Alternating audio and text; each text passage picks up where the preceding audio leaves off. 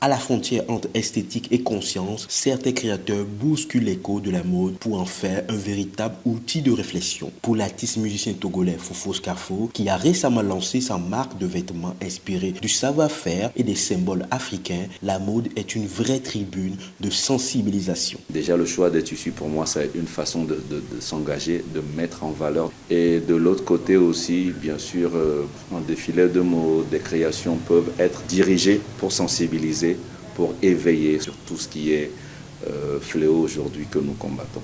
Dans cette même dynamique, le Festival international de la mode au Togo, le YASFIMO 228, a une nouvelle fois captivé les esprits en portant haut un thème fort, la mode pour un monde sans cancer, un message porteur de sens au service d'une cause universelle. D'après les données de Online Medical Concept Company, plus de 85 000 femmes de moins de 50 ans sont décédées du cancer du sein en Afrique en 2020. Face à cette réalité alarmante, le FIMO mise sur l'audace et l'émotion pour sensibiliser et mobiliser. Le cancer fait beaucoup de ravages, beaucoup de victimes. Donc, ça, on doit sensibiliser pour que les gens suivent des pistes. Si on n'est pas en bonne santé, on ne peut pas s'habiller. Le très attendu défilé de mode haute couture a transformé le podium en une véritable tribune de sensibilisation. Ce défilé engagé prend une résonance particulière sur le continent.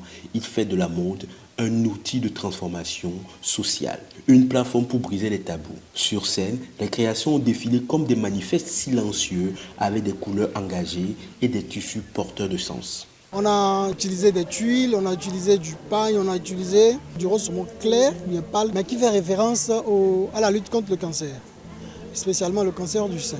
La mode, à l'image de la musique ou du cinéma, devient de plus en plus un véritable canal de sensibilisation profondément ancré dans les cultures africaines. Elle s'affirme comme un langage universel capable de toucher les esprits autant que les cœurs, qu'il s'agisse de parler santé, identité ou mémoire collective.